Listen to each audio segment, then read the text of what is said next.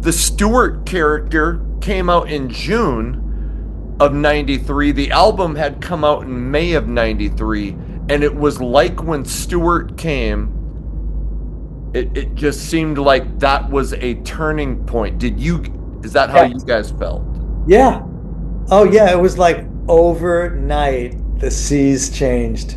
It was very funny because Kip said, "You're not doing any of the stuff that Reb says you can do." One of the guys, or the entire band of the Scorpions, called the agent and said, "Get these guys off the tour immediately." The Winger album was pronounced dead a week or two after it was released. When the Pull album came out, it was like a new age. The song 17, was there any apprehension about it back then? And for whatever reason, why they chose, the nerdy kid to wear the Winger shirt of all the bands that could have been chosen, we kind of came out at the end of an era, not knowing it was the end. Right in this moment, I'm kind of just trying to let it all sink in and think about what a nice ride it's been for all these years. The hair metal guru from Warren to Crew. The hair metal guru. Never forget Charlie too. Hey, I am so excited to welcome Rod Morgenstein to the show. Rod was a founding member of the groundbreaking progressive rock fusion group, the Dixie Dregs, who earned an astonishing 6 Grammy nominations for Best Rock Instrumental Performance. He was an instructor at the Berklee College of Music. He was the drummer in the Mighty Winger, who had 2 platinum albums and a number of hits in the late 80s and early 90s. And he's now the driving force behind the company Morgenstein Tool, who just made the lives of drummers everywhere so much easier in 2023 when they came out with the Wing Thing, the world's first practical and dependable wing nut adjustment tool created especially for drummers. With that, Rod Morgenstein, welcome to the show. Great to be here, and nice to meet you. Yeah, nice to meet you too. And so we're gonna get into this but I wanted to start with this. You, I think, are celebrating your 50th year in the music industry. You released your first album with the Dixie Dregs in 1975. Did you ever think you'd still be doing this 50 years later? Of course not. I know. Well, I'm pulling the knife out of my back. Right? Right? It was 1975 that I and a couple of the other members of the Dixie Dregs graduated from the University of Miami in Florida from the music program, the music school part of the college. And it wasn't until 1977 that the first commercially released record came out. But we started as a full-time band of musicians giving it our all in September of 1975, which is 50 years ago. It's mind-blowing to me. Right. And, a lot of things in life happen with hindsight. And when I think back to my first semester at the university, which was in my 3rd year, I started at a community college on Long Island called Nassau Community College that had a wonderful music program for like all the basics. Yeah. And then I moved down to Miami to start my junior year. And, you don't really know what is going to become of some of the other students who also are part of the program. And so, most of the Dixie Dregs were students at the time. Right. I didn't know any of them. Yeah. What became the Pat Metheny group, the original Pat Metheny group, were students. Bruce Hornsby and the Range. Yeah. They were students. Yeah. There was this genius, kooky bass player by the name of Jaco Pastorius, who was a native Floridian Hmm. who just hung out at the campus a lot, Yeah. and was a big part of the comings and goings on at Right. the college. And then there were a few other people, um, all of us unknown at the time. Yeah. I do remember, when you're growing up and you're in your local town and your junior high school and high school and whatever it is you do, you might be considered, one of the better or one of the best of what it is you're doing. Yep. So from my town of Plainview, I was considered like a good drummer, Yeah. right? Yeah, hey, I'm pretty good. Yeah. Well, I remember getting down to the campus a few days before classes began, and I'm just walking the halls and listening to some of the jamming going on uh, in the various rooms, and it was jaw-dropping because all of a sudden the reality hitting you that, oh my goodness, all of those good musicians from their little towns Right. are here Right. also, right? Right. And so, over there in the Foster B 206, Forster Building 206, there's what was eventually going to be the Pat Metheny group, Yeah. learning some tunes and jamming them out. And Right. I remember having this shocking uh, thought that I thought that kind of playing happens after you go to school and Sure. learn all this stuff, and then you Sure. go out into the world and you start to play, then you get to that level. Right. Because I didn't consider myself at that level, and these guys sounded like, they were playing record quality music, Sure. and some of those songs were some of the songs from that first Pat Metheny album. Um, it was Had, great. I had you made been, Go ahead. I was just gonna, had you been playing in bands before you went to the University of Miami? I mean, I knew you were obviously drumming, but had you been playing in bands in high school? Sure. Yeah. Yeah, I had my local bands, and we Sure. were we were in the battle of the bands Right. at the town parks, Okay. and one time we made it from, Plainview, which was the town. We made it to the semifinals, in Bethpage, and then we made it to the Nassau County finals, the Right. top five bands. We didn't win, Right. but it was a thrilling experience to be playing on a big stage, uh, um, really akin to like when you go to an outdoor shed event. The lawn, you have the Yep. stage here, and then the lawn goes up, and there's a couple of thousand people in Yeah. attendance. So one year we made it that far, Okay. and that was just, it was a nice introduction to hopefully cool things to come. So even at that time, I mean, obviously you must have known like this is the path that you're gonna take, that you want to make drumming and playing your career. I I knew that I wanted to do that on that Sunday evening in February of 1963, I think it was, or 64, I think when '64. when the Beatles played on the Ed Sullivan Show, Right. and my sister Carol and my parents, the four of us, were sitting around. We used to watch the show every weekend anyway, Yeah. and there was, so much hoopla about this band coming, you Yeah. know, across the Atlantic Ocean to the American shores, and there they were. I forget what the two songs were that they played. I want to hold your hand I was want to one, hold. Yep. and Is I'm one. not sure what the other song was. Right. I've been Please Me, or Yeah. I was so taken in by what I was seeing and hearing. I pointed at the TV and I said, that's what I want to do. That's what I want to be. when I grow up. And I was one of the lucky uh, children that had very supportive parents Yeah.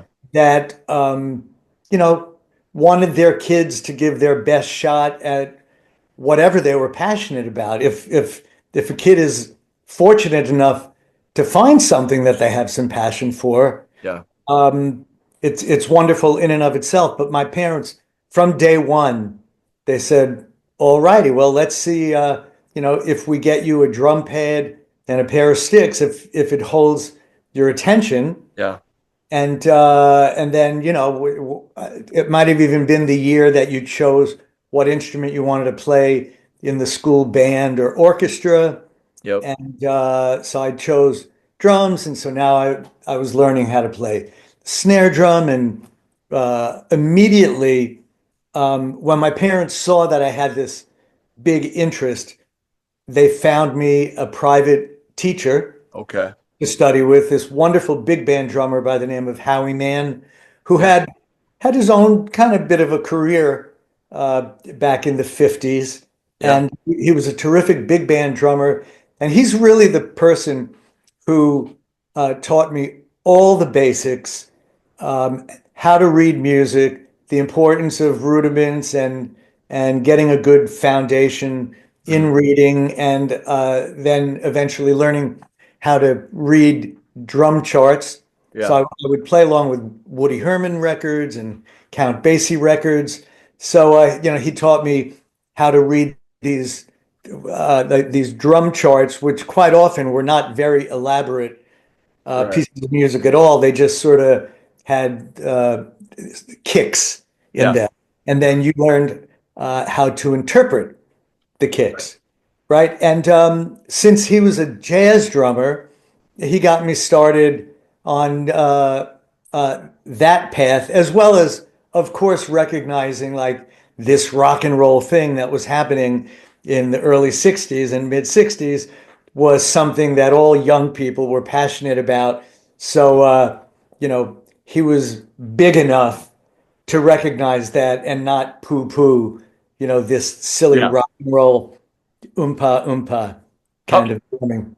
I wonder how many bands the genesis of their formation was that night watching the Beatles. How many bands came out of what that night is just staggering, I think. Anyway, it's kind of Totally. I've had multiple conversations through the years with people that had the exact same experience. I think Greg Bissonette is right. one of those people. Right. We were just so taken in Yeah. by this magical phenomenon that took the world by storm. Yeah. Yep. I've heard many people tell that same story. So I heard you say once that it was meeting Steve Morse at the University of Miami. That event changed your life. That yes, and something that I will often recount in my head, and then also in conversations with other people, is how when we look back at our careers, we will all have that handful of magical, life-changing moments that happen to us, and they're unique to each of us, Yeah. right? And so once I saw the Beatles and I identified with the drums, and I wanted Ludwig drums and Zildjian cymbals or Yeah. whatever it was that Ringo Starr played. Yep. Um, when I graduated high school, um, my parents saw that I wanted to continue on the path of music, but as I was one of the few kids that actually had a very nice home life, I was not, itching to just run away Right.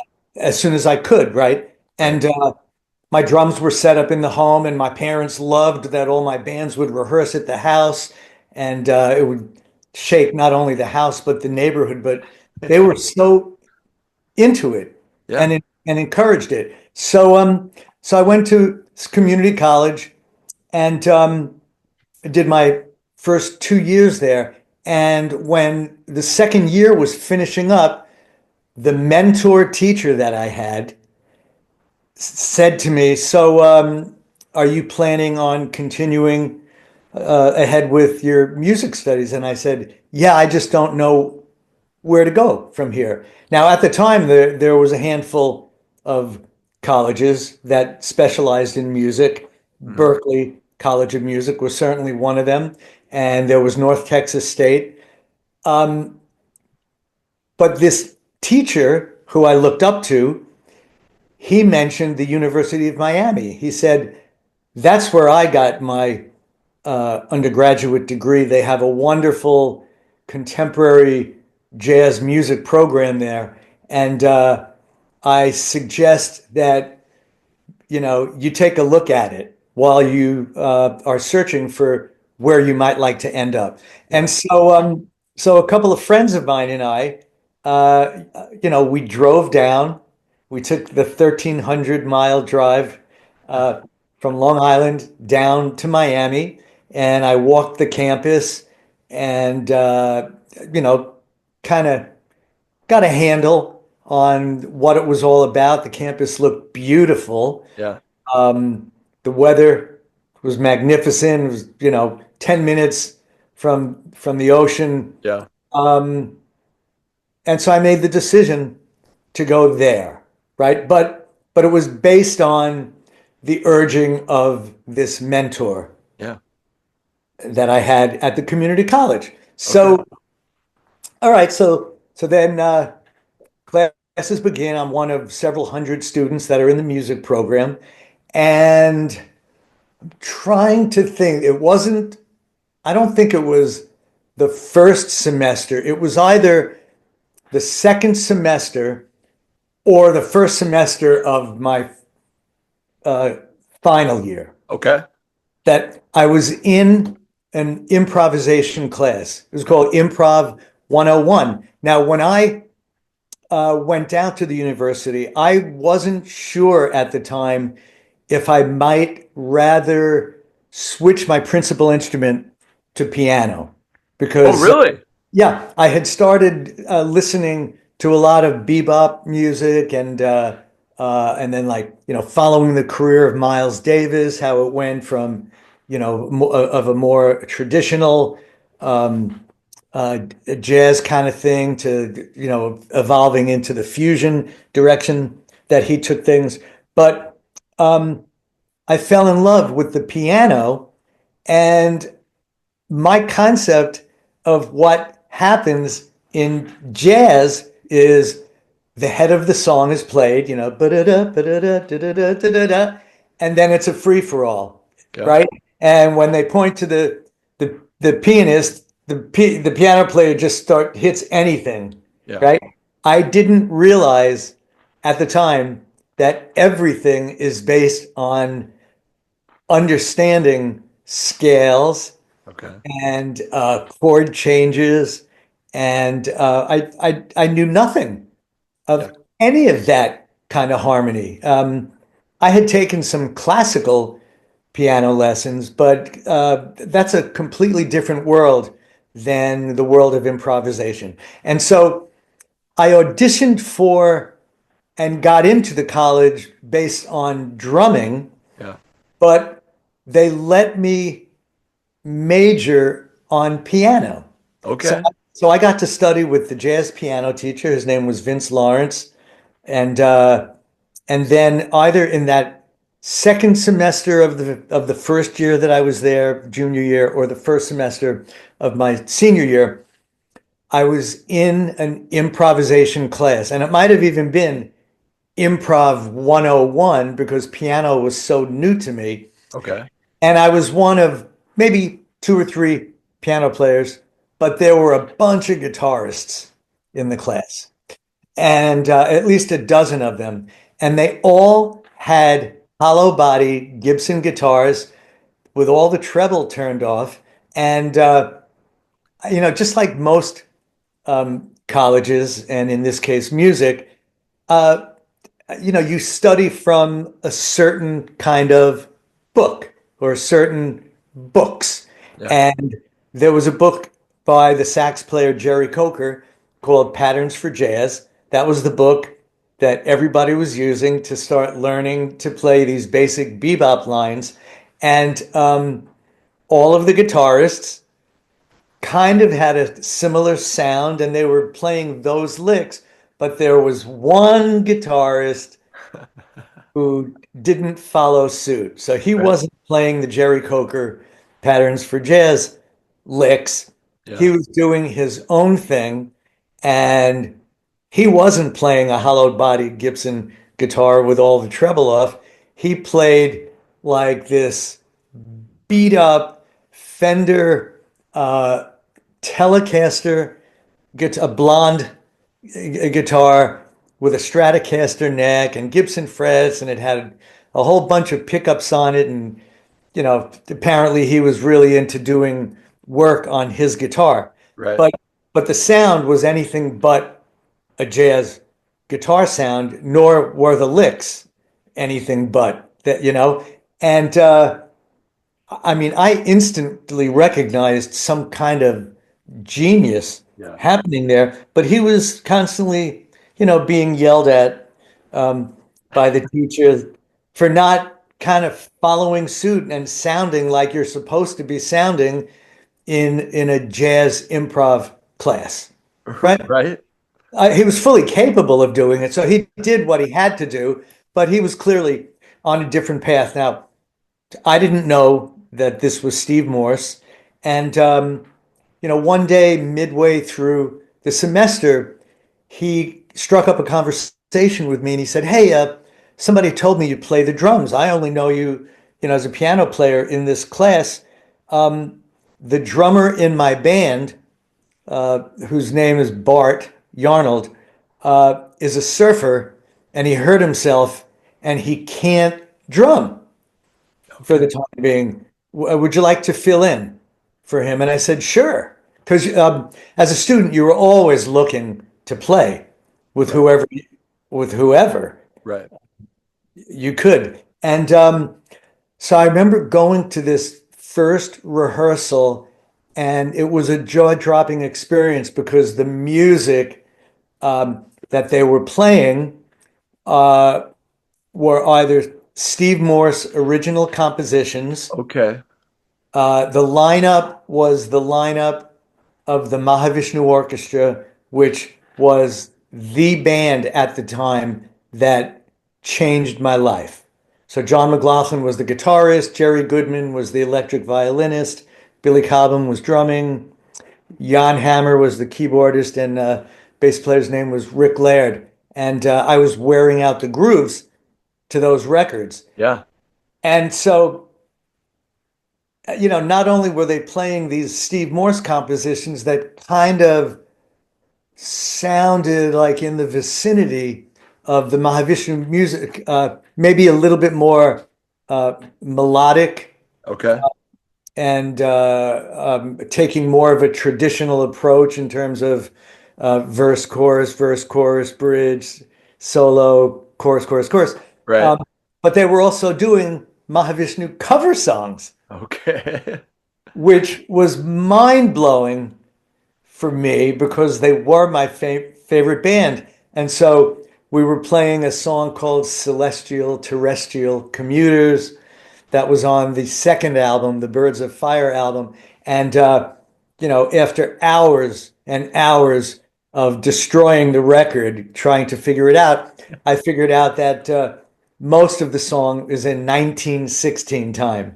So that band was also the big introduction into music that was not just in 4/4 time. Right. Every song was a lesson in odd time of one sort or another. So, so when I look back on, these once in a lifetime opportunities that you don't necessarily know are once in a lifetime opportunities until you look back on them, it was because the drummer in Steve's band hurt himself and couldn't play for the time being. And Steve just happened to hear that I was a drummer. And Yeah, in fact, someone recently told me it was a guitarist by the name of Hiram Bullock. I don't know if you know the name. I don't.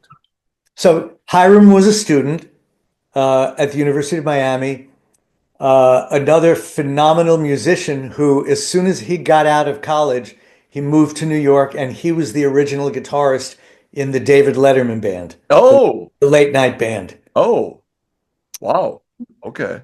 And so somehow he and Steve knew each other, and I guess Steve might have mentioned to him that Bart hurt himself and he needs a drummer, and Hiram said, "Oh, you should ask this guy Rod, who's in your improv class playing Right. piano, because he's a drummer."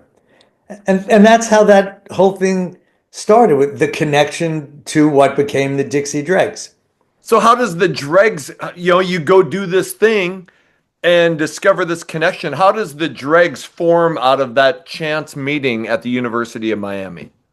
Yeah, well, when Steve went down there, he was a transplanted Northerner. In high school, his family moved to Augusta, Georgia. Okay. And around the same time, Andy West, who was a bass player, his family uh, moved to Augusta in high school. And Okay. a friendship formed between Steve Morse and Andy West, guitar and bass, and Yeah. they started playing together and forming different bands. And it ultimately led to a band that they called Dixie Grit. And and one day, when Dixie Grit broke up, this is when they were in high school, I guess. Sure. They looked at each other and they said, "Well, I guess we're the remains of Dixie Grit. We're the dregs of our broken up band." And then that's how the name Dixie Dregs came about, Okay.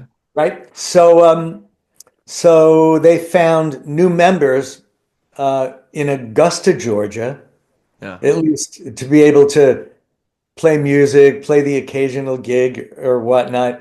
And then I'm not sure if Andy came down to go to college with Steve, or Steve came there first, and then Andy only came down for a semester or two, Right. and then he left. But Steve stayed to finish, his undergraduate degree.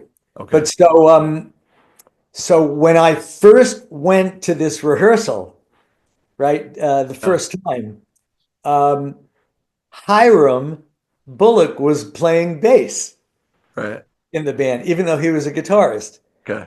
He was playing bass because the band didn't have a bass player, and that obviously Andy West wasn't down there. But the very next semester, Andy moved down from Augusta, Okay. so he took over the bass position, and the violinist was Alan Sloan, who is the original violinist from the Dixie Dregs and played as recently as last year with the band when Okay. we did some touring in the Northeast. Sure. So Alan was a local Floridian. He grew up on Miami Beach. I didn't know anybody was born and raised on Miami Beach. Right. He was, and so he was going to college. He was in the music program, and he was also playing in the Miami Philharmonic Orchestra. Wow. Okay. But I remember, when I came to the rehearsal and saw that there was an electric violinist playing, I freaked out because it was, oh my God, this is Mahavishnu land. Yeah. Um, um, and then the keyboardist at the time who was playing with us was a great jazz player by the name of Frank Josephs. Okay. And when a semester or two later, when three of us graduated, Steve, Alan Sloan, and myself, we kind of had the conversation. Well, what are you guys going to do now for the rest of your life? Right. Oh, it's great. So we have this diploma that says we did 4 years of undergraduate work in a music school or a music setting. What does that mean? What does Right. it do, you know? But we were such fans of what we were doing, and certainly Alan and I were, just over the top with Steve's compositional writing. Um, and Andy West had gone back to Augusta, but he was back in Augusta waiting, hopefully, for the rest of us to come back and start full time as the Dixie Dregs. Okay. The four of us did. Frank Josephs, he stayed behind in Miami. And we picked up a local keyboardist who was from Augusta, Georgia. Um, his family owned the funeral home. So his name was Steve Davidowski. Okay. And so that became the original five-piece band from the first album, Freefall, that came out on Capricorn Records in Okay.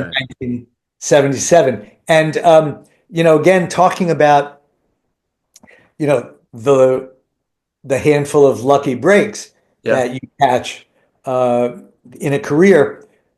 So this was 1975, the fall of 1975, Yep. when we moved to Augusta, Georgia to be a full-time band and try to make it. Yeah. And so there was a nightclub in Augusta called the Whipping Post, named after the Allman Brothers song. And Yep. uh, the Steve Morse already had a name, as like a local guitar hero Okay. when he was a teenager. And so once a month, the Whipping Post would hire us to play Monday through Saturday night. So 6 nights where you do 3 or 4 sets a night. And I think back then they were paying us $1,000 for the week. Okay. And so whatever that comes out to, $166 or something a I night. yeah. But we were guaranteed like each month, this $1,000, which since there was no road crew or any major expenses to speak of at the time, each Right. of us made the $200 for the week. Right. And that's about what it cost each of us to survive Okay. in Augusta, Georgia. Can Sure. you imagine that? $200. Yeah. I rented a little funky 3-bedroom ranch house with Alan, the violinist, which was Right. owned by Andy, the bass player's parents, who lived on a beautiful 10 or 20 acre spread next door. And they just had this funky house that they rented to Sure. us for $200. So that's where $100 of each of our 200 went to. Yep. And then we had $100 left for gas money and food. Right. And we used the living room as the rehearsal Okay. for the band. And so the band rehearsed a lot. And before we had left the University of Miami, they had designed and built what is probably still standing, called Gusman Hall, a beautiful concert hall, which was built in time for me, Alan, and Steve on 3 different days to do our senior recitals. Okay. Beautiful concert hall. And it came with a state-of-the-art 24-track recording studio. Right. And we were the first musicians that were given the opportunity to record at the Gusman Hall recording studio. Right. So we did a demo album that we titled The Great Spectacular. You might be familiar with it. I am. There are a handful of copies. We had either a 1,000 or 2,000 of them printed. Most of them melted in the sun because the boxes were put like in the rear window of the Travelall station wagon that the band traveled in, pulling a trailer. And so Uh, I mean, there's maybe a few hundred copies of The Great Spectacular, or a Right. couple. So they've become collector's items. Oh, yeah. Um, and each of us have one or two that when we got them, we numbered like the first 50 of Right. them, and then everybody in the band signed them. Um, and so, I have either one through five because of the. Yeah. So Right. we used that record um, as a promotional tool. And so when we were living in Augusta, Georgia, we got the names and addresses of clubs in the surrounding states. So Georgia, North and South Carolina, Tennessee, Florida, um, and maybe Alabama and Virginia, something like that. Sure. And so we got the names and addresses of clubs and we sent them our demo album. Yeah. And some of those clubs contacted us and said, "Hey, we're 500 miles away, but we'll pay you $100, if you can find your way up here to play for a night." And Sure. so that's what we did. It's unbelievable to me, at this stage of life, looking back on these memories. Um, I look back on them fondly and with a romantic eye, you Yeah. know, but it was anything but easy when you think about Sure. here's the band. We had to buy, a trailer, like whatever it was, a 5 by 8 foot trailer with a hitch, and we bought a travel station wagon, and managed to fit all the gear in the trailer. Maybe it was a bigger trailer, bigger than 8 feet. Maybe it was 10 Right. or 12. And we would all cram in there. We might have even brought a friend with us who was a sound person, and then drive the hundreds of miles Yeah. to play these handful of clubs that would have us. Right. And back then, gas was under 30 cents a gallon. Yeah.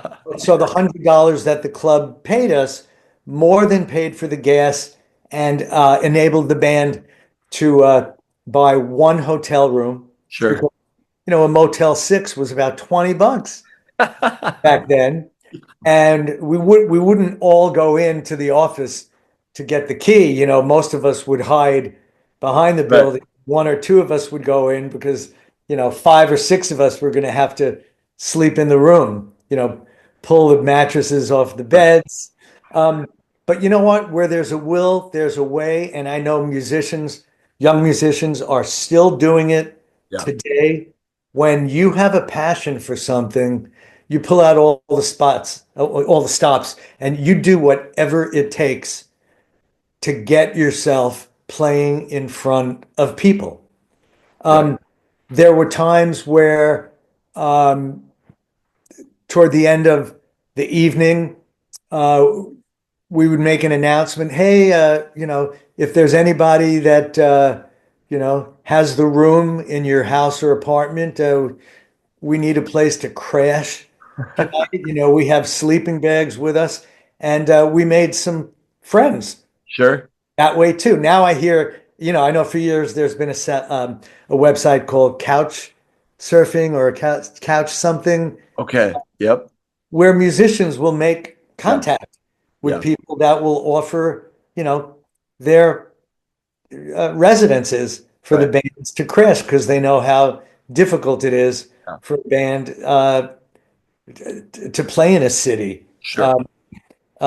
It's virtually impossible these days, with the cost of everything. But back then in the mid 70s, this was 1975 and 76 Yep. that we were doing this.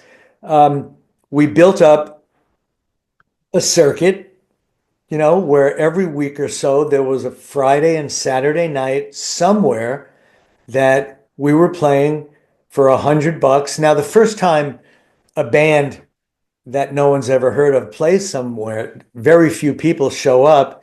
And Mhm. then the name Dixie Dregs was a misleading name. Most people thought it was a country band. And even though we would do like our one, high energy country song, it was anything but a country band. Right. But so, if six people would show up for the gig, after the first couple of songs, four of the people left. But at the end of the night, we had two bona fide fans for life Right. that spread the word. And then when we came back the next month or 2 months later, they dragged all their friends with them to see this really cool instrumental rock, jazz, classical, country fusion band called the Dixie Dregs. And that's how it really Yeah. started to come together. And Right. then the next big lucky break, and this is one of the things you can't plan for, was we were playing a club in Nashville called the Exit Inn. Hmm. It was a well-known club.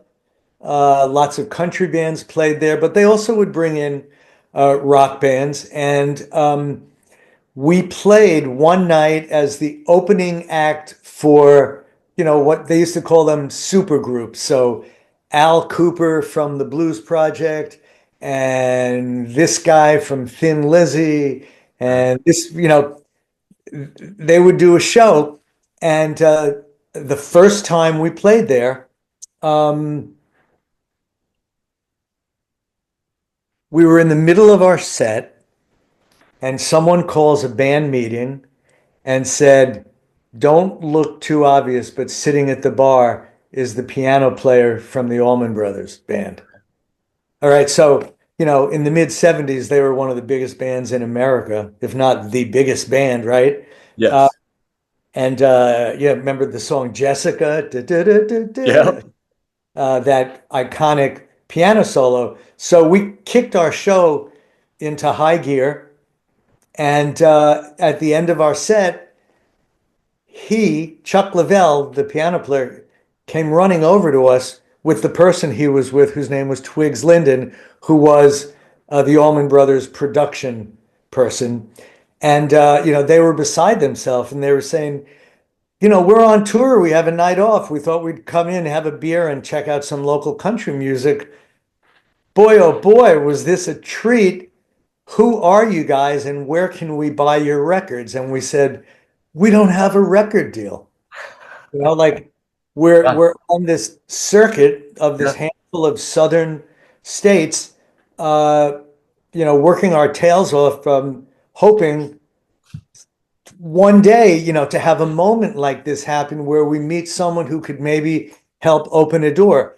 And Yeah. it's because of those guys that the Dixie Dregs got its first record deal. Yeah. True to their word, they said, you know what, first thing tomorrow morning, we are calling the president of the label, Phil Walden of Capricorn Records, Yeah. uh, which was the label of Marshall Tucker Band and the Allman Brothers Band and Wet Willie and like a lot of Southern bands. Yep. We're calling him and telling him he's got to sign you guys. And sure enough, about a month later, a show was set up in Macon, Georgia, which was the home of both the Allman Brothers and Capricorn Records. And everybody from the record label, based on uh, the good word from Chuck Leavell and Twigs Linden about this band, they Yeah. all came out to see us. And the Allman Brothers were not on the road, so Chuck sat in with us and we did Jessica. Okay. And then at the end of the night, we met the president of the label, the VPs, all the other staff members, and Phil Walden, the president, shook our hands and he said, "Boys, you got yourselves a deal." And that's how it all started. Was there ever any, because I mean, you said it started with the Beatles for you. Did you guys ever consider, you know what? We're all these talented musicians. We could probably start a pop or a regular rock band Yeah. and fit in with the scene and create, or were you like, no, this is the path we have to take? Did you ever think about it? Yeah, it was never a thought in our minds. We we were such fans of the music, of Right. Steve's writing. Right. And he writes to me, in such a way as to not alienate a non-musician music lover. Right. Right? So even though there's no singing going on, the music, for the most part, is very melodic, Yep. as opposed to, say, the music of the Mahavishnu Orchestra. It's not for the faint at heart, it's more for someone who has a really sophisticated, deep taste for jazz and intricate music. Now, Right. whereas Steve's writing certainly is anything but simple, it's very intricate. He Right. made a conscious effort to make the music melodic so that a non-musician could listen to it and Sure. be moved by it. And so most of the songs were not 10 minutes long with long jamming, and there was a conscious effort made to keep the solos short, Right. so that we could keep the average music listener interested. Right. And in the context of playing for an hour, we could get 15 songs in there. Yeah. So the other thing is, to be young is to be naive. And even though, as you remember, the mid 70s was the height of the disco Yes. movement, we thought, what's the big deal? How difficult is it going to be to get a record deal and sell tons of records with this really cool instrumental music that some of which you can't tap your feet to, and it goes into various different time signatures. Yeah. We were clueless. Right. Now before, we had that meeting with Chuck Leavell and Twigs Linden in that club in Nashville. That didn't happen for about a year or Right. so of being on the circuit. And so in the early days of us starting, like within a month of graduating from college, Steve, Andy, and I went to New York City and went door to door to about 30 record labels. Just, Yeah. hi, we're a band from Augusta, Georgia, and this is our album. And can we meet with the A&R person? We're looking for a record deal. And we were 22 years old, Yeah. and we were basically laughed out of most every office. And if we weren't laughed out of the offices, a few weeks later, we had some very colorful rejection letters that were up on a chalkboard, Right. like, are you guys kidding? Like, what do you think the music business is, or you have no place? And there were two labels that were very nice, to my recollection. Yeah. One was CTI, which was a contemporary jazz label. Like they did Diodato's 2001. It was when jazz was starting to become smooth jazz. Okay. So it was going from swing to more straight grooving, Right. but they still called it jazz. So they invited us in, and an A&R person took us in to his office and had a very nice conversation with us, and took the record, and he sent us a very nice rejection letter. And then the other label that invited us in was Reprise, and at the time they had Jethro Tull and Robin Trower. Okay. Those were their two big acts. Okay. And Jethro Tull was kind of a progressive rock band, and so they were, they showed a little bit of interest in our band, but the fact that we did not have vocals in the music, that was a no-go for them, right? So it was about 30 record labels. That was, that initial, shot in the arm of like, okay, guys, this is what you think the music business is, but this is what the music business really is. Right. Like, you have to play a game, you have to fit a niche. Yeah.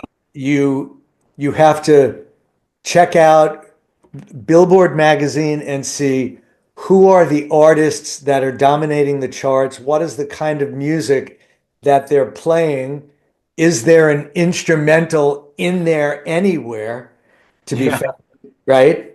Not Right. not in the jazz charts, like, but in the rock and pop charts. Yeah. Uh, and these were lessons that took a long time to learn. But fortunately for us, it was about a year into it that we had that experience at the Exit Inn in Nashville and met a famous musician who changed our lives. So after that happened, when do you guys finally start to notice, okay, all of this work is paying off. We are starting to get a name. Things are starting to work out for us. Yeah. Okay. Okay. So, like, that's the next thing that didn't happen, right? Because just because you have a record deal does not necessarily mean that life is going to change Right. in any great way. Right. What it did do was it expanded our sphere of touring. Mm. It widened it, so now we were not just touring in the southern states. We were able to make it eventually, out west and to play in California, and play some of these other markets. But radio was not so keen on playing the Dixie Dregs music because it didn't have vocals, Right. and it wasn't, like easy listening CTI, da, da, da, da, da, you know. Right. Um, so we got very little, if any, radio airplay, except for college stations Sure. would play esoteric music. And so it was through the college stations that we then started getting bookings at colleges. Mm. And,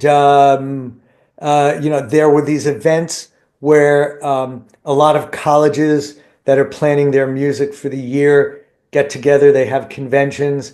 And if you had like a powerful booking agency that you were working with, they would sometimes be able to get you into these conventions to play. So we got to play some of them, and that got us work in the colleges. Okay. Um, One of the life-changing experiences that happened to us when we played LA, and I think it was for the first time, was we played the Roxy Theater on Sunset Strip, which is right next door to the Rainbow Bar and Grill, which is the last gig that Winger played, That's right. uh, possibly forever, or, we're saying never say never, but the last gig, August 31st, the Rainbow has started twice a year to build a stage and lights back in the parking lot of the Rainbow and the Roxy, and they can cram 1,000 some odd people in there. It was so thrilling and so much fun to do that. And what a fitting place to play, Yeah. when a band like Winger is in that metal category, Yeah. and the Rainbow Bar and Grill it's that iconic, Yep. famous slash infamous, birthplace of heavy metal Yeah. in the United States. But so back in it was either 1977 or 78 when the first, or maybe our second album had just come out. We're playing LA for the first time. Mhm. We're doing 2 nights opening for the Billy Cobham Band. Oh. Right? So Billy Cobham, there he was, my idol. He was the drummer from the Mahavishnu Orchestra. Mhm. His band had stellar musicians. I think John Scofield might have been his guitarist. Randy Jackson, who went on to the American Idol show, Yeah. he was playing bass. Yeah. I forget who else was in that band, but we were the opening act. Now, I don't know if you've ever been to the Roxy, but the way the way the club is set up, it can seat about 500 people. There's a curtain Yeah. that's down, so you don't see the stage until they announce the band. The curtain comes up as you start playing. Sure. Okay, so now, as if we weren't terrified enough at the thought of who we are opening up for, our idols, Right. they announced, please put your hands together for the Dixie Dregs. We start playing. As the curtain comes up, front row, where the tables were like even with the stage, so inches from Steve's pedal board and Andy's and Alan's pedal boards, just resting their arms on the stage, were John McLaughlin, Stanley Clark, Jaco Pastorius, Lenny White, Michael Walden, who was the drummer who replaced Billy Cobham in the Mahavishnu Orchestra. Someone, I don't know if this was true, but someone had told us that they thought they saw Jeff Beck, back in the Right. crowd.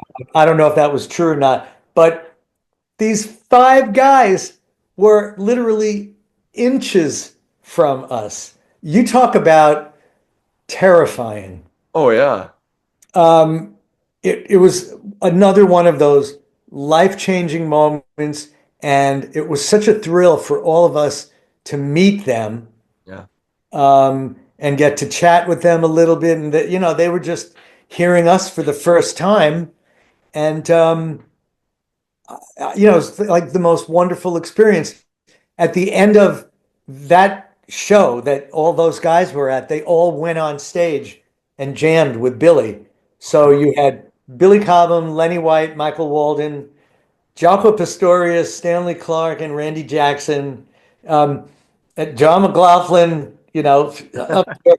They're all playing. And Lenny White or Michael Walden was like playing a tambourine really hard, and it cracked in half, and a piece of it flew into the audience, and I lunged for it. I still have it. Oh, no way. Yeah, it's one of my treasured mementos Wow. of that evening, which I think for all of us, it was one of those days we will never, ever forget for the rest of our lives. And it was kind of like a welcome to the club, guys. Sure. So getting the record deal is what enabled the band to just start playing all around the country. Yeah. And then with each subsequent record, the word of mouth was getting out there, and we were playing more and more colleges. And so I think the Free Fall album initially it sold 27,000 copies. I mean, today you wish you could sell 27,000 copies. Right. Back then it was kind of like a silly thing. But then What If came out a year later. We started putting out albums once a year. Yep. And we did 6 in a row. The first 3 were with Capricorn. And then we ended up on Arista Records with Clive Davis for the 4th, 5th, and 6th records. And for the 6th record, we were asked, because this was now the days of radio programming, Yeah. where radio stations hired consultants that would tell them what to play to expand their audience. And Burkhart Abrams were 2 of the big consultants at the time. Yeah. And we were asked, would we consider doing 1 or 2 vocal songs on our 6th album? The album's called Industry Standard. And we agreed to it because they said, if you do that, there's a good chance we can maybe get some real airplay Sure. for the band. And sure enough, the song Crank It Up got added to a lot of these. Burkhart Abrams consulted with radio stations across the country, and it kind of notched us up to another level. The only problem with that was we're not a vocal band. The vocalist on the song is the amazing singer Alex Lidgertwood, who sang "I'm Winning" in Santana, right? Oh, That big hit. Yeah, yeah. and uh, and the background vocals are Steve Walsh from Kansas, who were based in Atlanta at the time. It got us a lot of press, but we weren't able to recreate it live. We would have the vocal on a cassette tape, and then our crew would bring out a mannequin with a Dregs shirt and a Dregs hat and a mic stand, Okay. with a microphone on it set up. And then, I'd be fed the track Yeah. in a headphone and bring in the band, and we'd play the song with the vocals on the tape. But you could only take that so far. In fact, we got so excited because we got word that we were just offered a lot of shows on a Jethro Tull tour. Okay. So that was going to be playing in arenas. Yeah. We're talking 1982. And then not that many days before we were supposed to leave town for a couple of months, we got word that Ian Anderson just dropped you guys from the Jethro Tull tour because he found out you don't sing your vocal song, that it's on tape. And that was the end of that. Were people pushing you to like, guys, add some more vocals? We can turn this into something big. Was the label or other people trying to push you to that? Yeah, sure, there were always those types. Yeah. Um, and they had a valid point. Yeah. Sure, you're talking about the real world versus uh, your own personal values. Right. Our thing was none of us are good singers to begin with. We think we have this really wonderful concept of melodic instrumental music, Yeah. and we think that there is a, a large enough audience for it. Yeah. And we proved it over time with each of those 6 albums that the audience numbers kept growing. And so certainly on the coasts, we were drawing, at least 1,000 people to to a show. Yeah. And when you start drawing those kind of numbers, you can make a very nice living Yeah. doing it. Yeah. Had we stayed together for all those years, I'm sure it would have just, evolved into a bigger and better thing. But as all bands seem to do, you come to a point where you're not agreeing on all the different ways to run a band. And so we decided to part ways until further notice. So like everybody go your, the separate paths, see what you could get going, and let's meet up somewhere down the road. And so the band did, get back together Yeah. some years later. Steve joined the group Kansas Yep. for a while, right? And then obviously he ended with Deep Purple, Yep. with them for about 28 years. I ultimately moved to New York and met Kip and Reb was a major Dixie Dregs fan, and that's really a huge part of how I got into Winger. Yeah. Kip didn't know who I was, um, but he seemed to be excited by Reb's excitement, Right. and so they were doing demos at the time Yeah. in New York City and getting rejected right and left. And Kip said, "Hey, we're eventually going to get a record deal, and we have a list of all the New York drummers, but Reb really is a fan of yours. You want to get together and jam one day." So we did and hit it off. And I did my best to just try to hit hard and heavy and not do fusion licks. Right. So that's how I started the audition. And then it was very funny because Kip said, "You're not doing any of the stuff that Reb says you can do." I Right. said, "Well, I'm intentionally not doing that." He said, "Okay, but I see you're hitting hard and you're pounding it out. That's great. But like, you know, when Winger, uh, or whatever we call the band, when we do get a record deal, which we are determined to, we're not going to stop doing demos till we get signed by someone."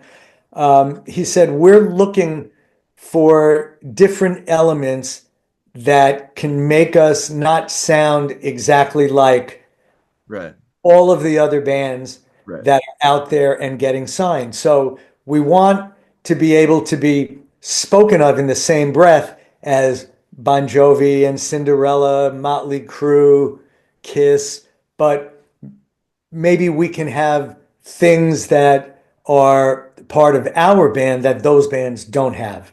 And one of the things, let's think about maybe having the drums sometimes step up and do things that you don't normally hear on a rock record. Right. And so, case in point, is the turning the beat around in She's Only 17. Yeah. I remember when we cut that song, I played the drums all the way through it. I played it straight. And then they suggested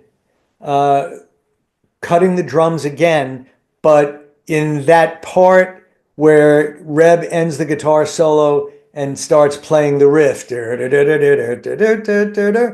Can you think of something that you could play on the drums that you really would never hear a rock drummer do because it's not in their wheelhouse? Yeah. And so that led me to, delay the groove by an eighth note. So instead of going pa, one, two, three, four, I went 1, 2, 3, 4, 1, 2, 3, 4, and then back to it. Yep. It was 2 measures long, Yeah. 3 seconds, 4 seconds. It made such an impact on that song. Yeah. And you know, Reb, who was the fusion guy in the band, he was the one that was a little worried that it was maybe too weird. Kip loved it. Our producer, Bo Hill, loved it. And so that's what made it to the record. And then 17 was the second video, Yep. second single for the song. And that's the song that pushed that first Winger album over 1 million units. And there it was in the video for the MTV crowd to see and hear, this funny thing where the music sounds like it turned upside down, or the time signature changed, or something that doesn't normally happen is happening. And Right. I remember when we were out on tour and we would meet fans, the musician fans would always ask me about that because they had never heard that before. And so, I would explain it's a very it's like a basic um, um, turning the beat around concept, Yeah. right? And it's really like I was talking about improvisation 101, it's beat displacement or groove displacement 101. Right. And I would rattle off the names of some of, the very popular jazz fusion drummers of the time, like Vinnie Colaiuta, Dave Weckl, Simon Phillips, Steve Smith, and not one of these fans that were at our concerts where, we're opening for Kiss and the Scorpions and Poison and Bon Yep. Jovi, those musicians, they were not familiar with any of these progressive Right. or jazz fusion drummers. Were you apprehensive about joining a band that is obviously talented, and most people would say the most talented band of that genre, but where you were gonna have to have the look, and you were aiming for the pop market, or were you over any apprehension about that? You know, I wasn't Okay. myself, but it's it's interesting that you bring it up because when the album came out and the first video, Madeleine, was playing on MTV, I would occasionally hear from like a diehard Dixie Dregs fan, Right. like, "Oh my God, how could you do this?" Right. Right? Right. But my thing was, look, I got into music through the Beatles that night on the Ed Sullivan Show, and then my natural progression was to get into Jimi Hendrix and Cream and Led Zeppelin and Jethro Tull and like Emerson, Lake and Palmer, and then a lot of the other rock bands. I was not a jazzer other than taking private lessons from a big band drummer. Right. I was a typical uh, kid from the United States that was into rock and roll. Right. And so when I joined Winger, for me, it was sort of like, wow, I'm coming home to my roots. Right. Right. Starting with the Dixie Dregs in my early 20s in college was because that's where my musical journey had taken me Right. at that time. But I was always first and foremost, a lover of rock music. I would think, I mean, obviously the Dregs had this great name and everything, but when you're recording that debut album with Winger, are you like, oh my gosh, like you had to think that this band is gonna happen. It is going to be massive. I mean, was that an exciting time? Yeah, there was a lot of excitement around it, but the thing was, every band that was being signed at the time were metal bands, and most of them never saw the light of day. Right. And Right.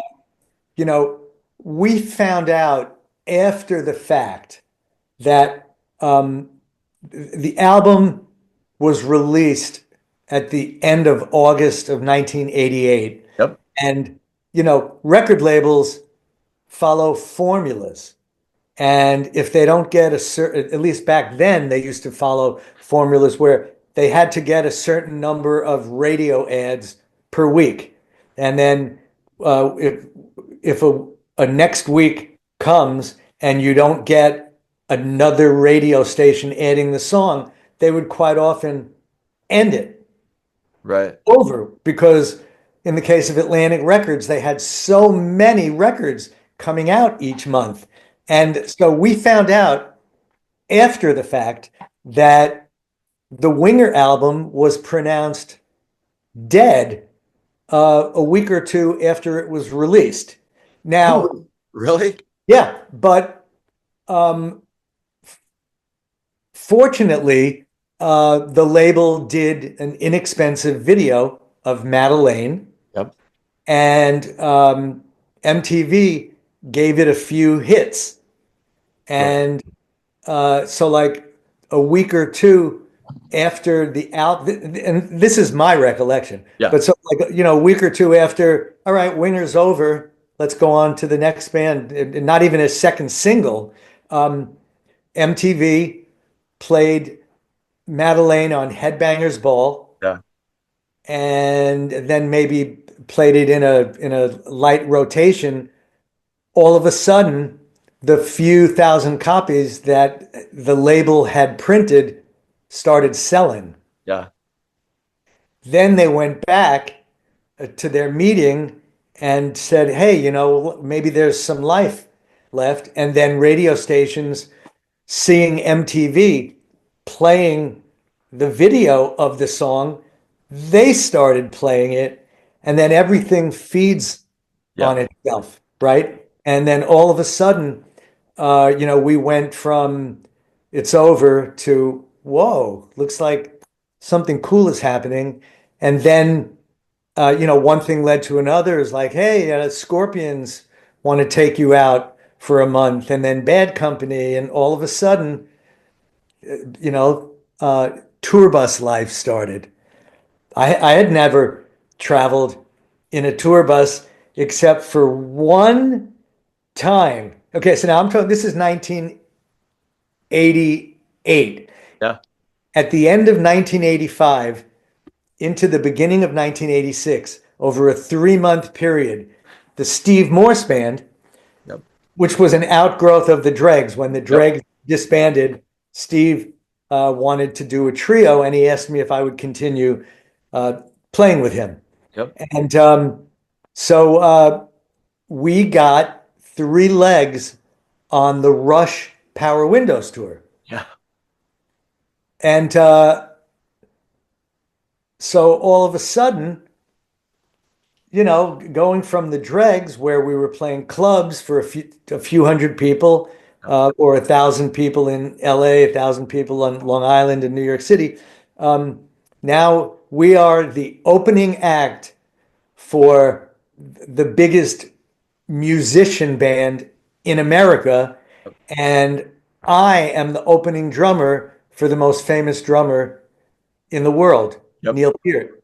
Yeah. That was another life-changing Yeah. experience. For me to be playing in front of thousands of drummers every night, Yeah. it put me on the map. Yeah. But so That's when you started winning like modern drummers, progressive rock drummer of the year for like 5 years. Wasn't that right around that time? yeah, it was all around that time, and Yep. I credit Neil Peart, because of his stature. He was such a wonderful guy.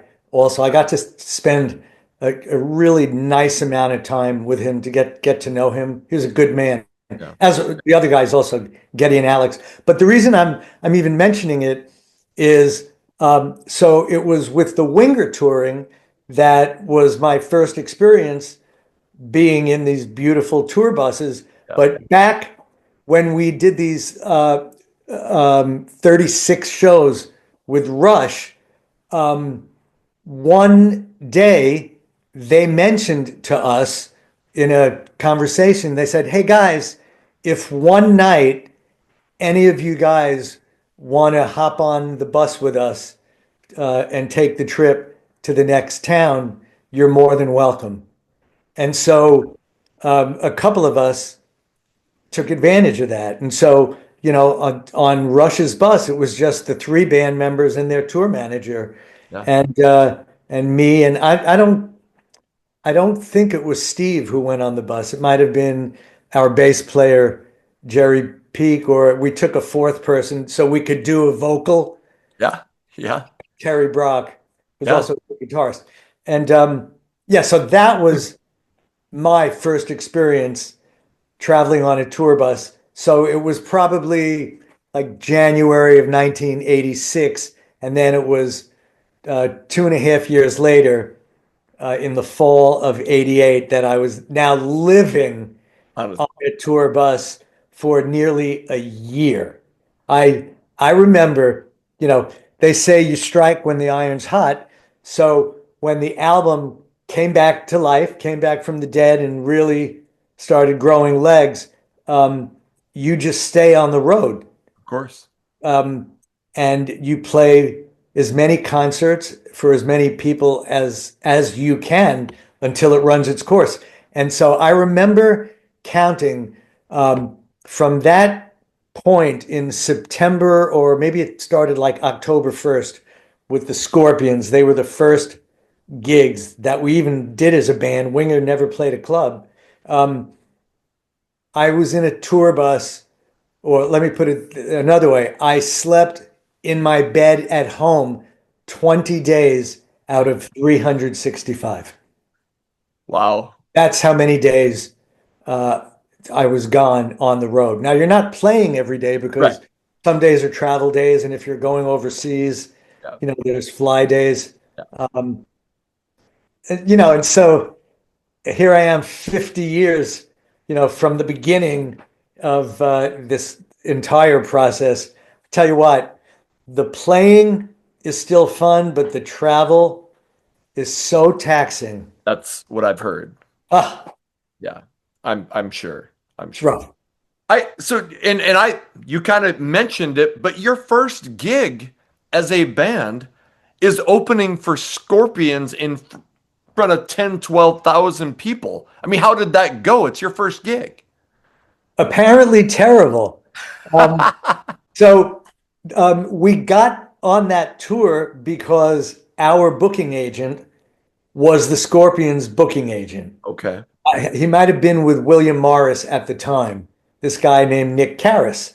And so, he'd been working with the Scorpions and probably said, "Hey guys, I got a new baby band and they're fantastic. And we've got some buzz on the record and they can help fill some seats." So we had rehearsed in Hoboken, New Jersey for a week or so, learning a set. Right. And maybe the last night we invited some people from the record label and friends to just come watch us run our show. But we'd never played a gig and so had never honed chops as a live band. Kip wasn't a lead singer. He was playing bass with Alice Cooper, Yep. but he was not the front man. And so the very first show on the Scorpions tour was in Minneapolis, St. Paul, playing exactly what you said, about 10 to 12,000 people. At one point, I remember Kip got on the microphone and he saw Paul Taylor, who was playing guitar in that song, just at the front of the stage, slapping people's hands. And he said, "Hey, Paul, do you feel like playing guitar or singing?" We were like four deer in headlights, overwhelmed, playing an arena and never having done it before. And so word has it that one of the guys or the entire band of the Scorpions called the agent and said, "Get these guys off the tour immediately. Right. They're terrible." And to his credit, Nick said, "Guys, give him a break. Give him a couple more shows, okay? Because it's the first time they've ever done this." And then, slowly but surely, we grew into the part, and Kip eventually became a great frontman. But that very first show, it was harrowing. Was there any apprehension? And it was such a different time. When you explain to people how different, the lyrics were, but like the song 17, was there any apprehension about it back then? The apprehension came from Paul Taylor, Okay. who he expressed concern with it. He said, "Guys, I don't know about this. This could come back to haunt us." And the rest of us kind of thought, like, who cares? This is what you hear on the radio in every song. Every one of these bands is sex, drugs, and rock and roll. Right. What's the big deal? Well, I mean, Paul's words came back to haunt us years later. Apparently, like when the political correctness Yep. changed, all of a sudden it was not a cool thing. But we're talking, 10 years later. And Right. then, like I think back to, the Beatles, "She was just 17, you know what I mean?" course. And then Ringo, "You're 16, you're beautiful and you're mine." Of course. So, yeah, in retrospect, Sure. knowing everything that transpired, Right. we probably would not do that. But, when you're living in a bubble, Of course. you're just doing what seems to be working for everybody else, Of course. and you go with it. The thing is, musically, 17 is not an easy riff to play. And then I don't know that we've ever heard anybody play it correctly. When we go on YouTube, someone says, "Hey, you got to go check me out playing stuff." They're not getting every note right. And then think about the counterpoint of Kip trying to sing, yeah, da da da da, we can talk it over. While he's going do do do do do do do do do do do do. Not an easy task. Right. I have no clue how he pulls that off anyway. Um, you're around 30, 34, 35 when that album is blowing up. Yes, yeah, right. And So I was 10 years older than everybody else right. in that scene.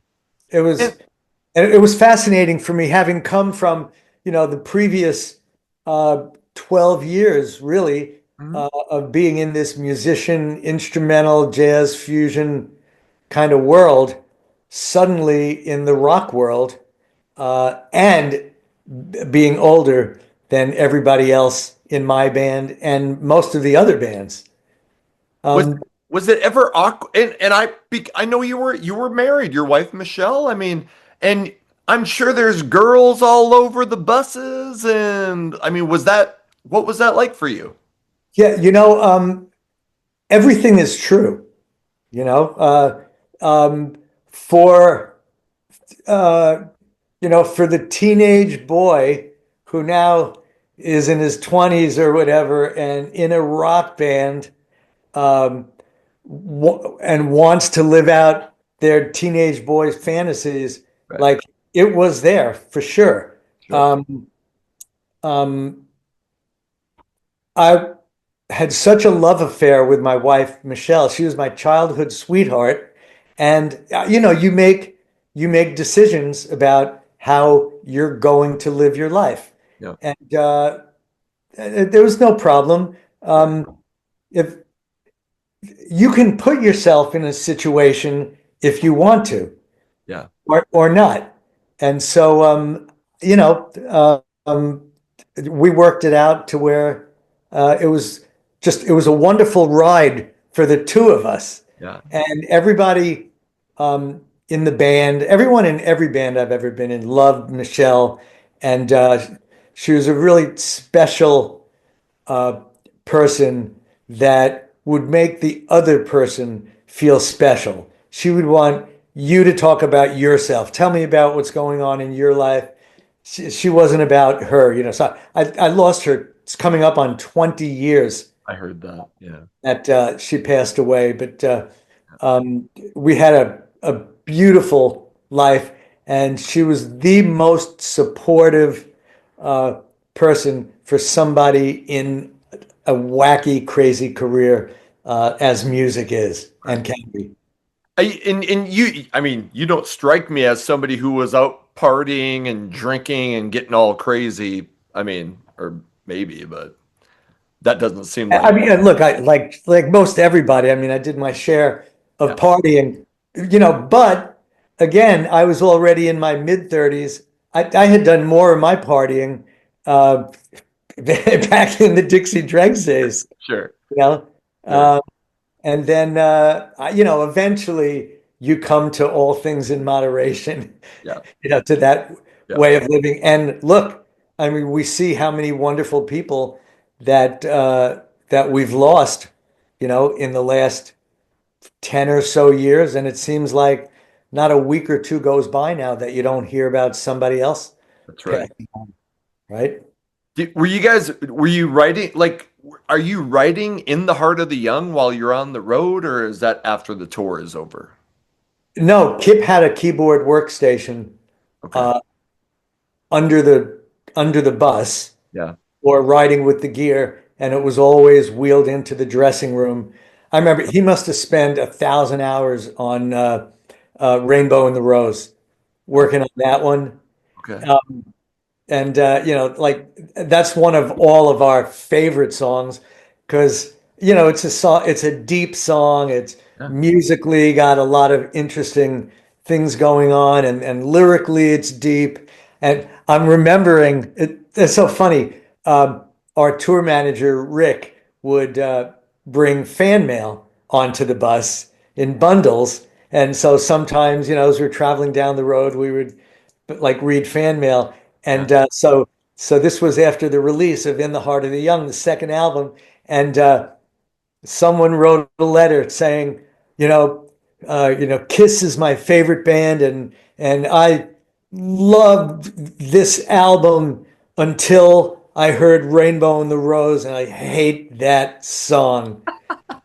It's because one of the things I think that you know sets Winger apart from a lot of the metal bands is that it has this progressive Yeah. element to it. And so a song like Rainbow in the Rose is not the kind of song that you would hear typically on a heavy metal record. Right. Going into that second album, you got, I mean, I would assume you're feeling like, wow, this one's gonna explode. We're on our way, right? Yeah. Um, but already, the seeds of change Yeah. were among us with the Seattle scene. Yeah. Nirvana and Pearl Jam and other bands were kind of bubbling just under the surface. Yep. And so you could almost feel it midway through the touring of the second album. I mean, Yeah. we were still like, playing like arenas and to large crowds, but certainly by the end of that year of touring and the album running its course and the 3 or 4 videos that came out, we saw the change coming. You could see it on MTV that Smells Like Teen Spirit.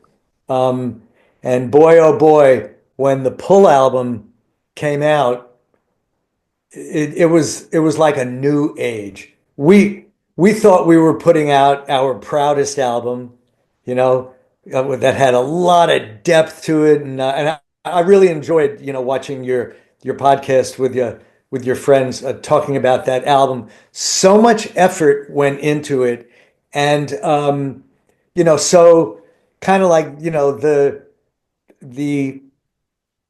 2 first albums, which were part of that heyday Yep. of the sex, drugs, and rock and roll, Yep.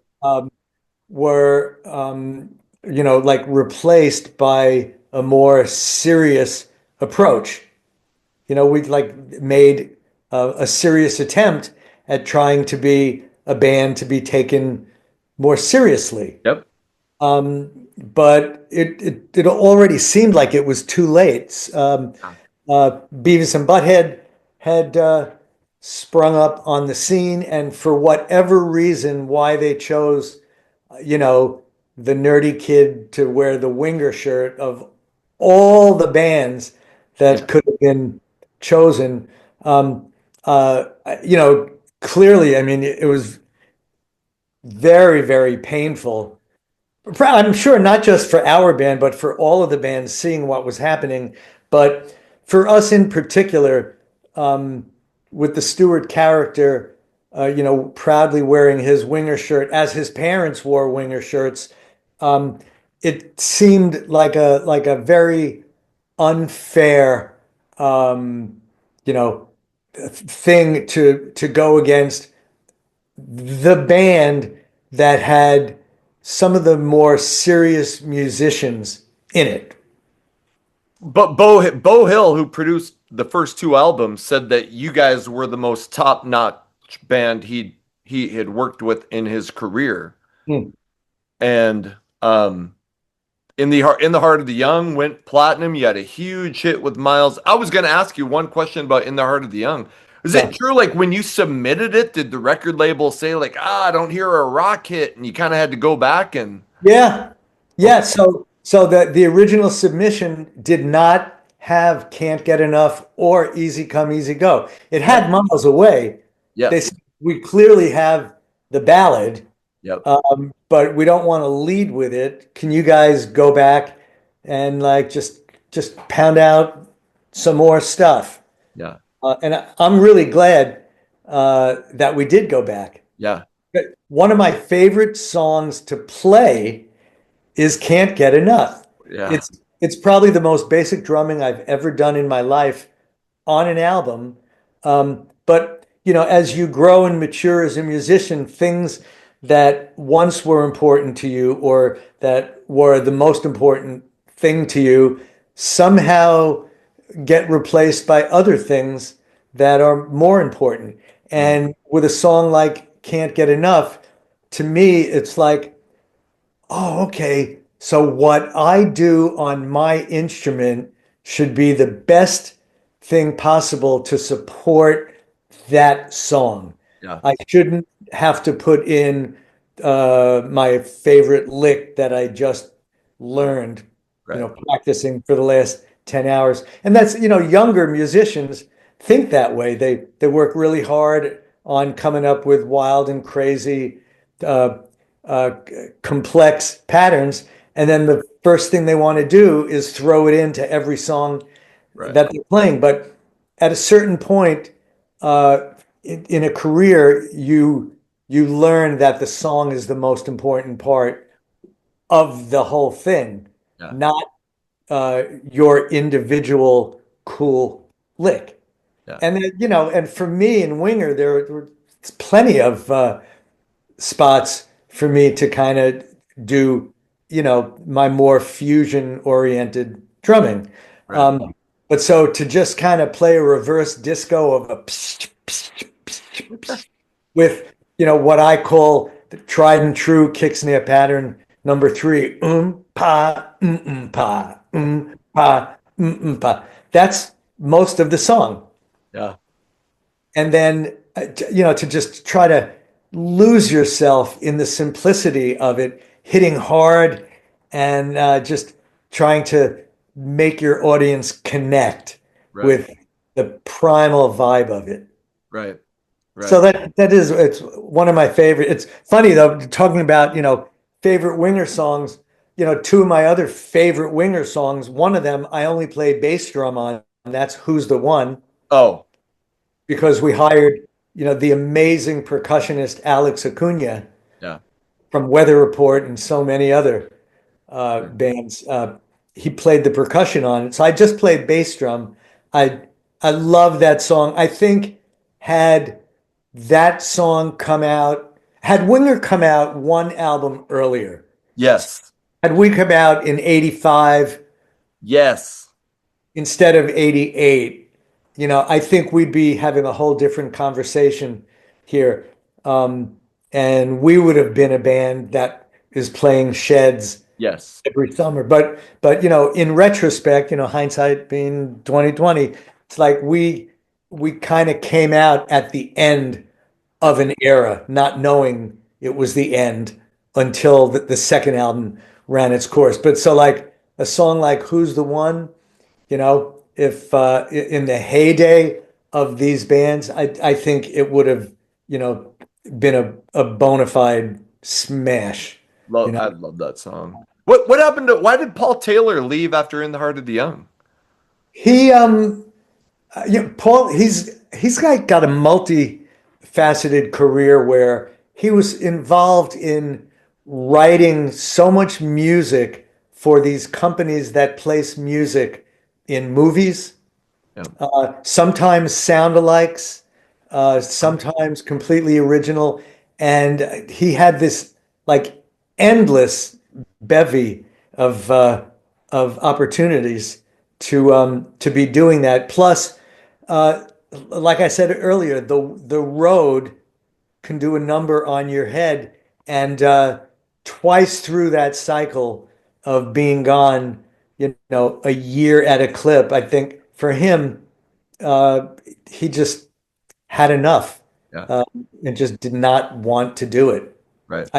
I totally get it. Of course. Totally understand it.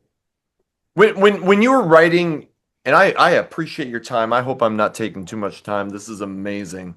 Right. When you're writing the Pull album, and we mentioned grunge coming in, are you guys still feeling confident? Like, hey, we've got two platinum albums, or is there a little bit of, uh-oh, are we in trouble?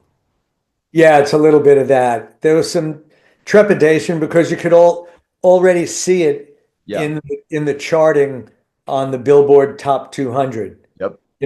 Whereas like, a year earlier in the top 20, you would see Poison, Bon Jovi, uh, Kiss, Cinderella, just, go down the list.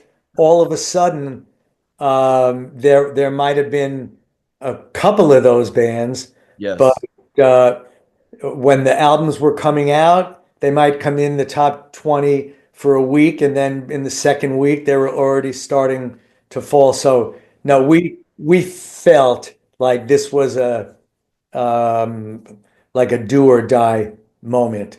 Yeah. And sure enough, Pull came on the charts in the 50s or so, 40s, 50s, or 60s. Yeah. And that's as high as it had gone.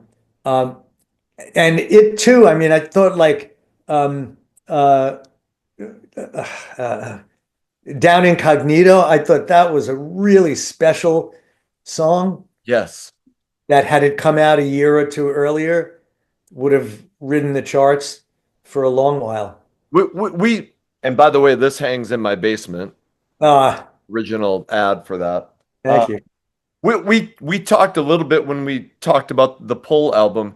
I remember Down Incognito being played like crazy on rock radio in Fargo, North Dakota, where I'm from. The album comes out and it seems like that song is doing well, but the Stewart character came out in June of 93. The album had come out in May of 93, and it was like when Stewart came, it just seemed like that was a turning point. Is that how Yeah. you guys felt? Yeah. Oh, yeah. It was like overnight, the seas changed. Heartbreaking. Yeah, Uh, and then, with Kip being the namesake of the band, um, you know, no one can imagine how affected he was by that. You know, just went right back and reformed the Dixie Dregs and was yeah, on tour the very next year. yeah, Doing um, the Bring 'Em Back Alive album, uh, and then not long after that, I got involved in teaching at Berklee College of Music.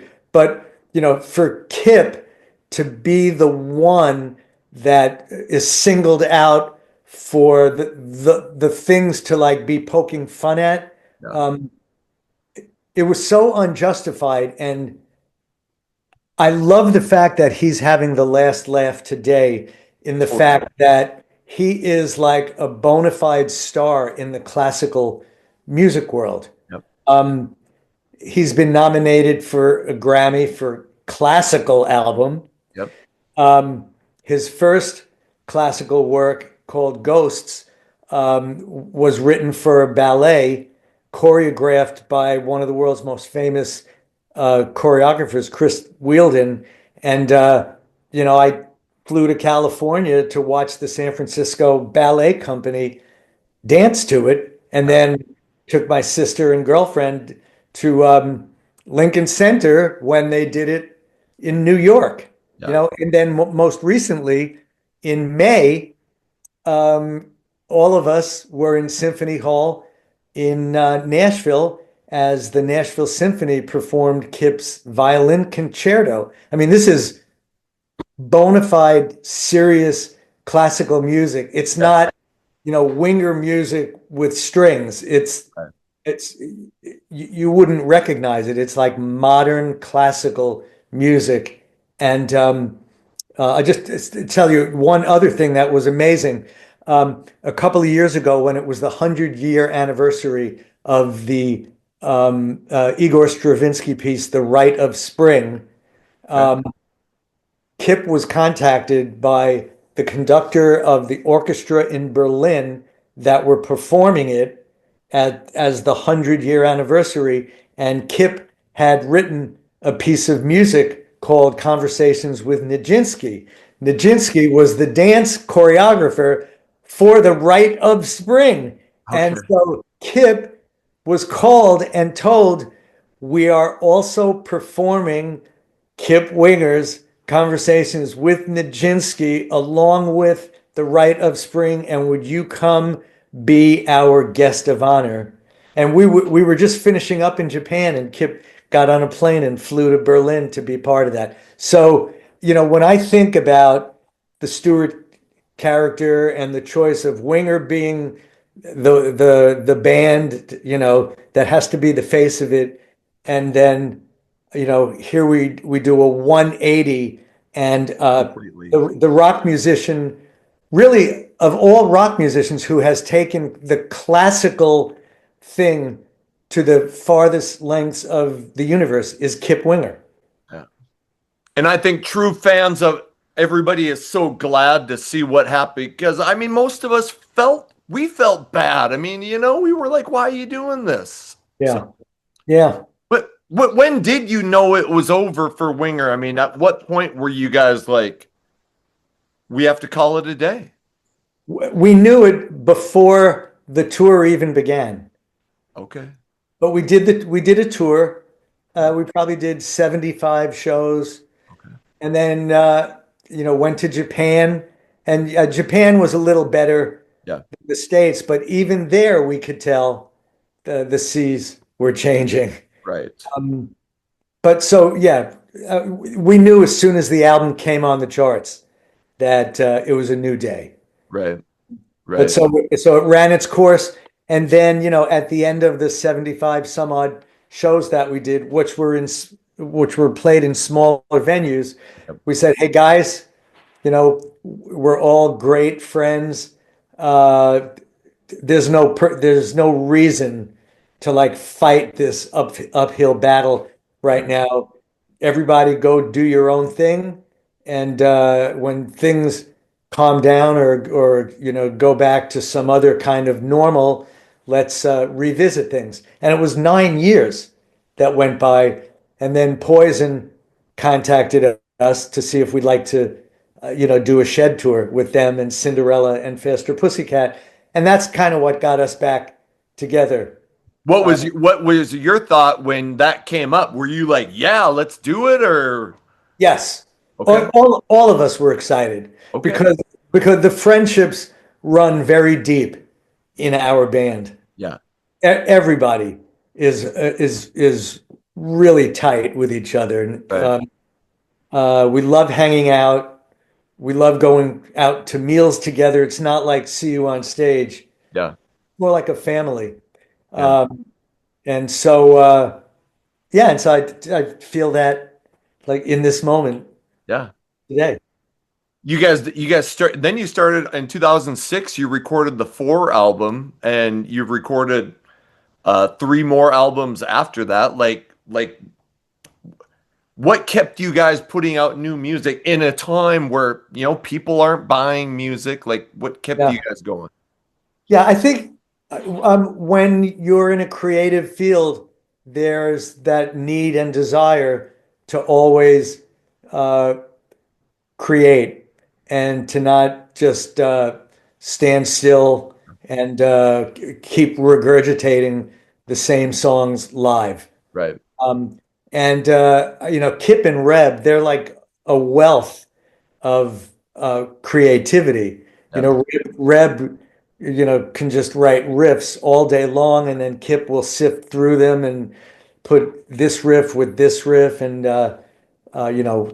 eventually a song comes together. But there's always that need to create, and it also seemed like it's only fair for the fans, for the diehard fans that have stuck with us through thick and thin, to give them new music as well.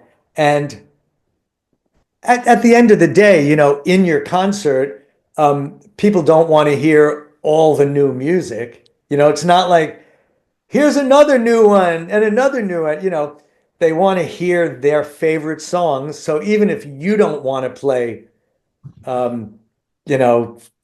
pick a song you don't want to play, can't get it. Right.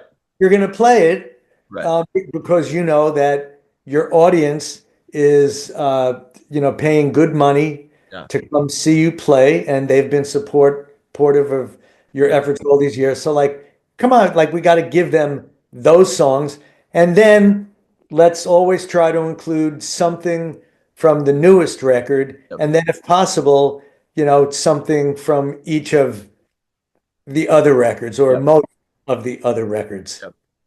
And that's what there you guys put a song on the Four album called Blue Suede Shoes that's dedicated to the military members. You might not have known that I'm an Iraq vet and a Kosovo vet. 03 and 04 I was in Iraq. So I bought that album right when it came out, and that song I just it meant a lot to me that you guys did that. Oh, that's wonderful. Yeah, thank you Um much.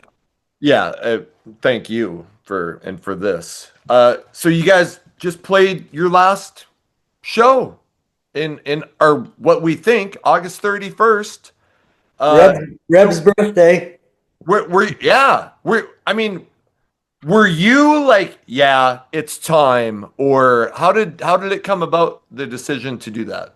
I think it's been years in the making. Part of it is Kip's concern over his voice. Yeah. When you're a crooner, you can sing forever, strangers in the night. But when the vocal demands Yeah. are in this high register of like, yeah, Yeah. we've seen it all too many times with singers who are in their 40s, 50s, and 60s. It's just not possible for them to do it anymore. If you saw Robert Plant try to sing rock and roll, he would go, been a long time since I rock and roll. He's not going to go, been a long time. It's not possible. And Right. and so from show to show over these past few years, Kip always worried like, oh, is this the show where the voice is not going to give me all that I need? Yeah. There's that, and then just like, wow, I mean, it's been a 37-year run, Yeah. pretty not bad. Some of us have other things in us that we'd like to do. He would like to, spend more of his time in his classical world. But when we did that last show, we kind of left the stage instead of saying, "This is it. You've been the best. We are done 100% over." It's like, hey, look, let's never say never. So, being a little cutesy to leave the door open if maybe there might be the occasional event now and then.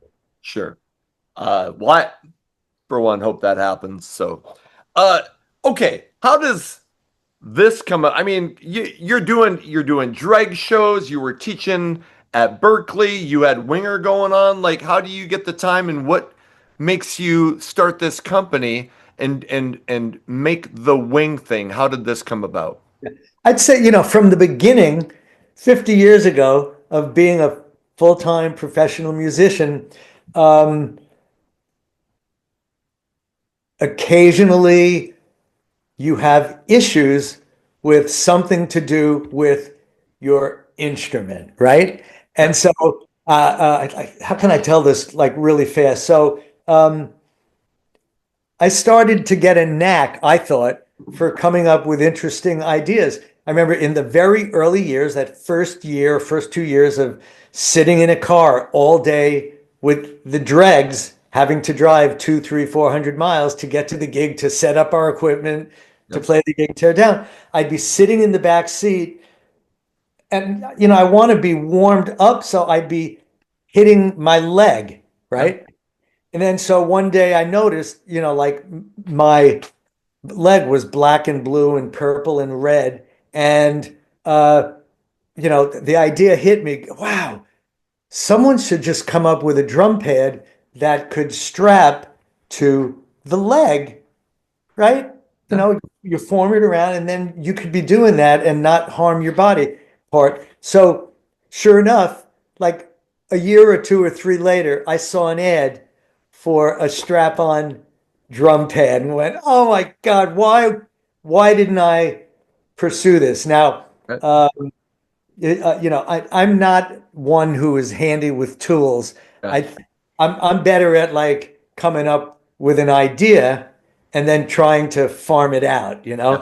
And so then, you know, the next thing that happened was I was in a hotel room looking for my metronome to practice. Yeah. And then I realized I left the metronome back in Atlanta. We were in North Carolina. And so Michelle was getting ready for the show and she just blurted out, "Hey, why don't you just use the pulse on your jogger's watch?" So I said, "Oh, not a bad idea." And I set up the pulse. It had a couple of pulses and you're looking at the beep, beep, beep. So I started practicing. And then, like a couple of minutes into it, I went, "Oh my God! Oh my God!" Could you imagine like a programmable metronome in a digital watch? Okay. So there's a longer story about that where 20 years later, Vic Firth, came to me and said, "Rod, that idea you mentioned to me 20 years ago? I found someone who could do it, but the cost to test run it would be too expensive." So that was the end of that, right? Yeah. Okay. Then the next thing that happened was uh, at the end of the Winger Cinderella Bullet Boys tour, 100 shows, I got off stage. My ears were ringing horribly like they always do. Yeah. But I'd wake up in the morning and the ring was gone. Well, I finally woke up this first week of August 1988, which is 37 years ago, and my ears are still ringing, right? So I have horrible tinnitus Oh, ringing in the ears. I don't wish it on anybody. And so I then had to learn some music for an upcoming Winger record.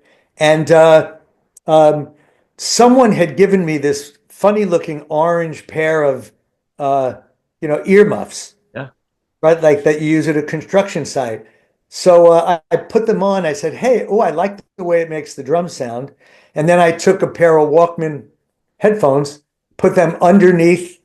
It sort of sealed the ear. And then it was like, wow, I can listen to the music at a much quieter level and not blast my ears like I have done every time I'm in a recording studio for these last umpteen years. I need the click track louder and louder and louder. And then the engineer is saying, "Well, you're now picking up the click track in all the microphones, Rod." Okay. So that's where I came up with the idea for the isolation headphones that took a long time, but they're a product of Vic Firth's. Yeah. So that was my first product that actually, became reality Yeah.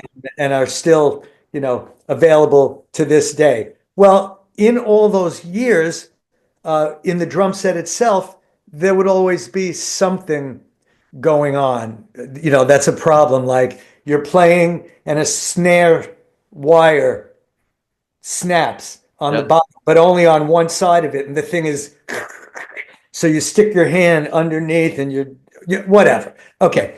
There's a handful of those kinds of issues that present themselves to every drummer, right? Right. And so my initial idea a million years ago was to just have a basic kind of toolkit. But then that evolved to the idea of, wait a second, how about having tools that are specifically designed for drummers and percussionists and any other stage crew that deal with wing nuts, Yep. right? And so this took several years. I partnered up with my friend Jim Meridian, and we talked about this idea to have a tool that could tighten and loosen any and all wing nuts on any drum set. And one problem that I know every rock drummer has, when you play the hi-hat with your foot, if the top cymbal wing nut is not tightened beyond tight, eventually that top cymbal, right, it's going to start creeping up the rod. And so what did I find myself doing? I was looking around for a pair of drumsticks. You clumsily take your two drumsticks and you put one on top of the wing nut, one on the bottom, and you crank and it slides off, or you hit yourself in the head.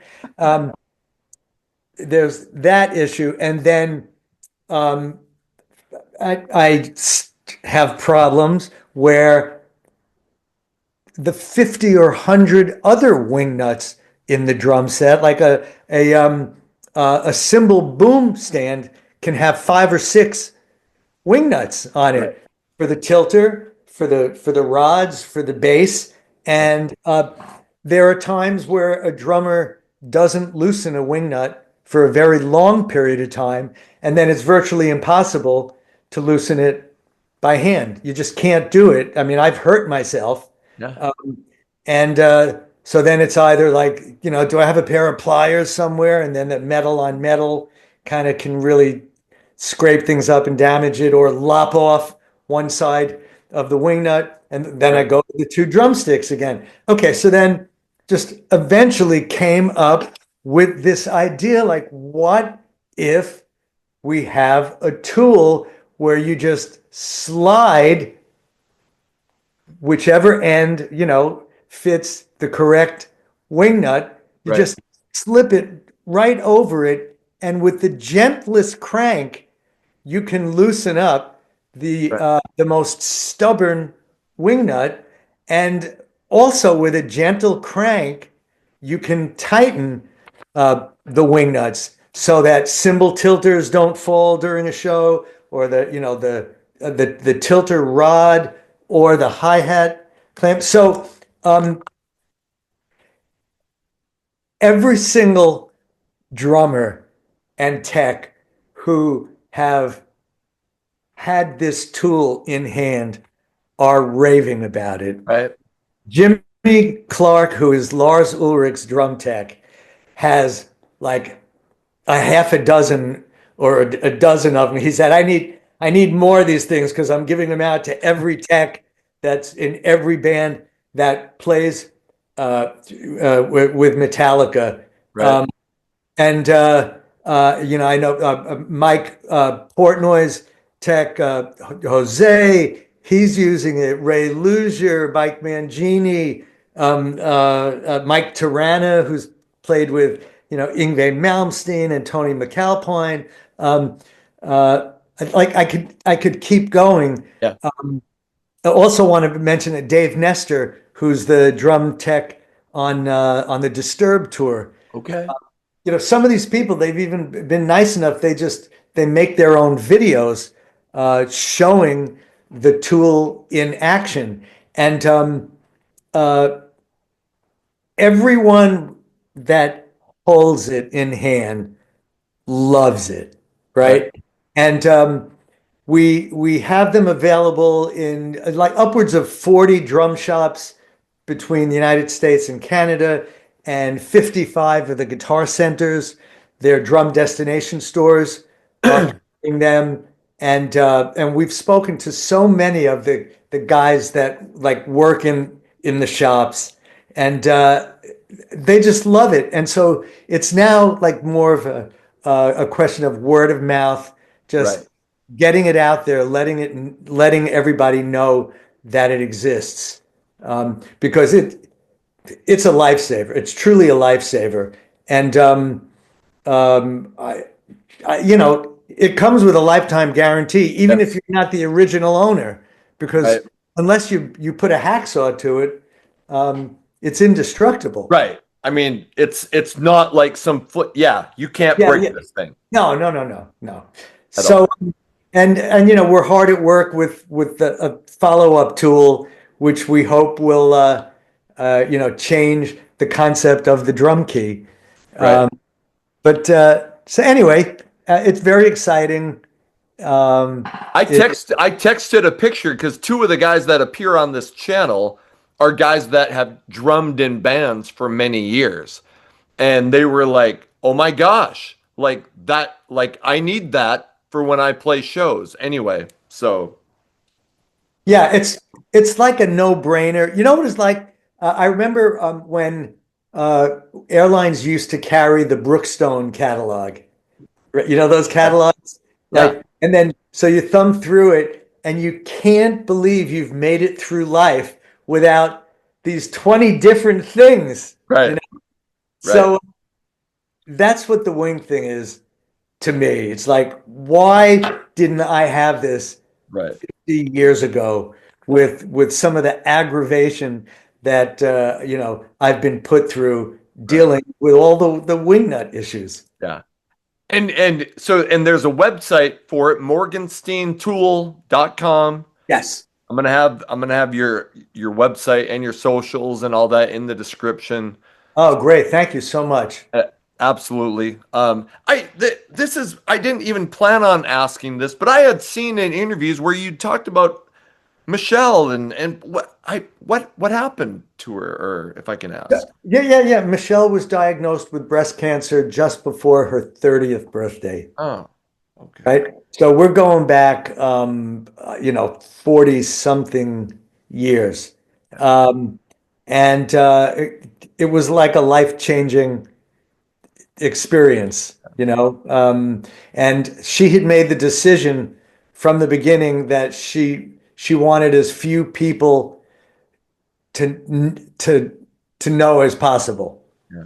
right? Did I say that correctly? She didn't want Yep. people to know that she had cancer because she felt that people look at you or they treat you differently, Right. and all well-meaning, but what she didn't want is the first person someone to say when they see her, like, "Hey, you look great," because it would be an instant reminder. Right. And over the course of the 22 years that she battled it, most of the days are great. Right. It's the bad days are when you see a date on the calendar for a test or some kind of a scan, Yep. and then the worry starts. And then if the news isn't good, it's like, okay, well, we're starting that process all over again. And what is the protocol going to be this time?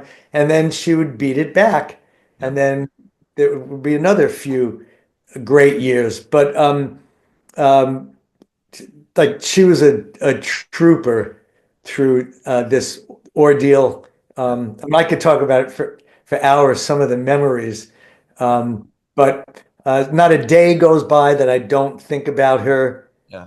Um, Did um, you guys meet in like eighth grade or something like that, or? we met in the sixth grade and we went steady in the eighth grade. Okay. We weren't together the whole time from the eighth grade. We Right. Okay. broke up and then found ourselves again Sure. later in life.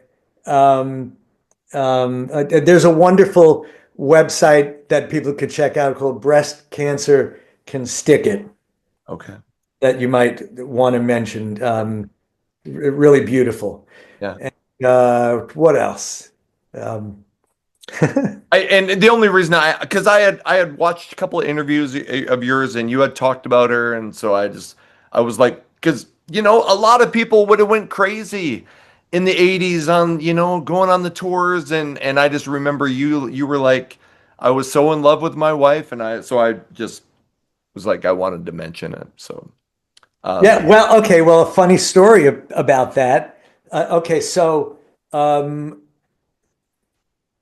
right when Winger, the first year, look, we're recording the record and we hit the road.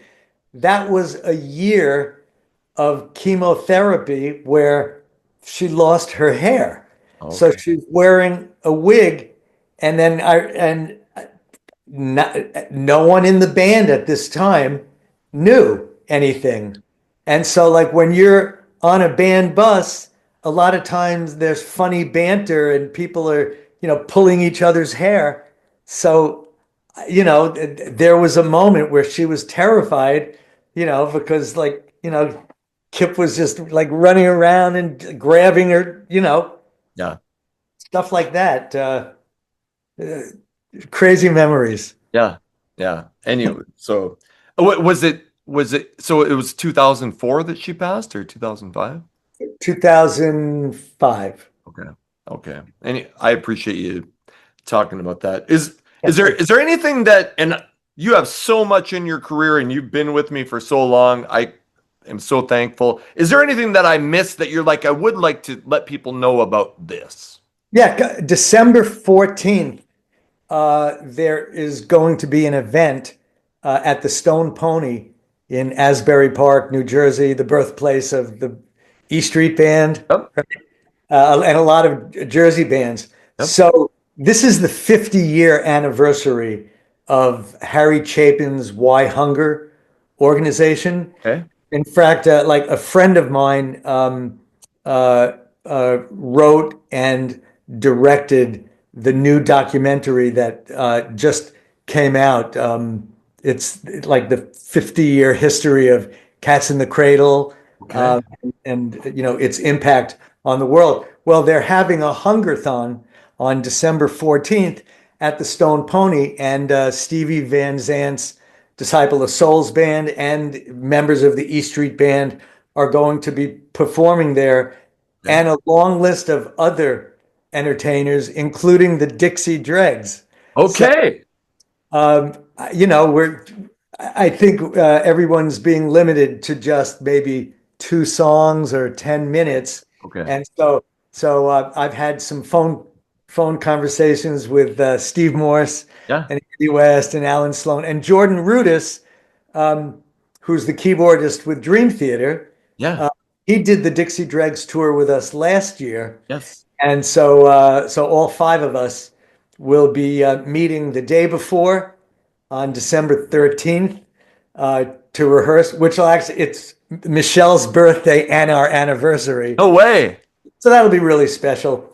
And so it'll be quite interesting because we haven't played a gig in a year and a half, and we're going to rehearse for 2 hours the day before and then get on stage at the Stone Pony to do this. And being the drummer and being a left-handed drummer, this is no easy task because there's one drum set Oh yeah. that's going to be on this small stage, and Right. somehow in like 5 minutes, I mean, it's very nice that the drummer is letting me use his drum set. We're going to have to turn the kit around to a left-handed setup so I can get through the song. But Wow. that's happening December 14th, and I think they just started promoting it yesterday or today. Okay. Okay. If there's a link for that, I will put that in the description. I will have all that. And how much are you doing with the Dixie Dregs? Are you planning more coming up over the next year? I don't think so. So like, I'm kind of in a reflective period of life right now. So I've, done like these 5 decades, some really amazing experiences, like the bands that we've talked about, but also, I've had a duo with Jordan Rudess, the Rudess Morgenstein Project, Jazz is Dead, Yep. this amazing experience exploring the Grateful Dead's music instrumentally with Alphonso Johnson, one of my bass idols, and Jeff Pivar on guitar, and Jimmy Herring, and when T. Lavitz was alive. And then also the side project, the Jelly Jam, that I have with Dream Theater's bass player, John Mayung, and Ty Tabor, the guitarist Of King's X. X. So we'll see if maybe, some of those projects might come back on the horizon. But like just right in this moment, I'm kind of just trying to let it all sink in and think about what a nice ride it's been for all these years. 50 years, you've done so many different projects and so many amazing projects, and now you're doing this and you're helping the future generation of drummers. Morgenstein Tool, that link is going to be down on the website. You've been with me for over 2 hours, so Rod Morgenstein, man, I can't thank you enough. It has been just a pleasure having you on the show. I've had such a wonderful time, Anthony. Really been great. Man, I will let you know when this is coming out. But if you ever have anything you ever need to promote, you're always welcome to come on. But thank you so much. And also, and I just wanted to put in a word Please. to to my, former student and buddy, Oscar Balza you know, for hooking us up. Yeah, he reached out and we were Facebook friends, and I'm like, obviously, I would love to. So, Oscar, thank you. I'm gonna text him right after we get done with this and let him know that we completed it. That was He's an awesome drummer, like super hard hitting pocket drummer. yeah. He was one of my first students in my very first semester in 1997 when I started teaching Oh at wow. Berkeley. And I don't know if I pronounced the name of his band. Probably it's Conico or Cianico because that South American. Right. Uh, Fantastic music. He sends me, the music as they get it done. But so I wish him well with everything. Good Well, guy. great guy, and I appreciate him hooking us up. Thank you for all of your time. Again, all the links will be in the description. I will email you about a radio ID to do for when I play Winger music on my radio show. And just thanks again for all your time. Oh man, thank you, Anthony. Really had a good time.